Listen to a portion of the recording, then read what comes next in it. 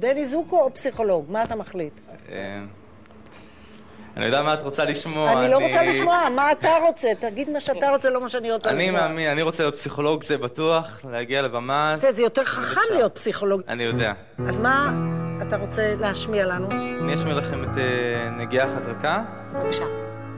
כשישבתי מולך, מבלי לדבר, כי הכל כבר נאמר, ויכולת לנחש שקשה לי מאוד, ויכולת לנחש שמר.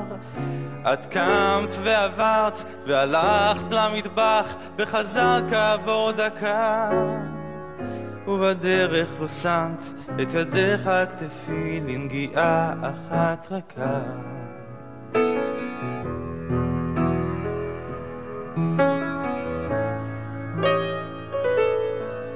את כל כך ישרה וכל כך הגונה, ואת לא יכולה לרמות.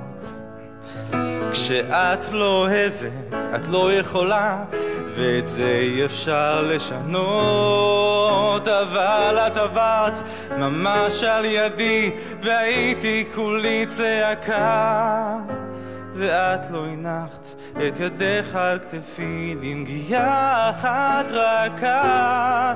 ואת זה אני לא שוכח, ועל זה אני לא סולח, ועל זה אני לא אסלח לך לעולם. כי את זה אני לא שוכח, ועל זה אני לא סולח לעולם. תודה רבה. אני חייבת מישהו. נורא ריגשת. תודה, תודה. הנה, לציפי יש. למקרים כאלה ש... יא, אתה נורא מתוק. את מרגשת אותי עכשיו. אני בטוחה שהמון ישתמשו בטישואים כשתהיה פסיכולוג קליני.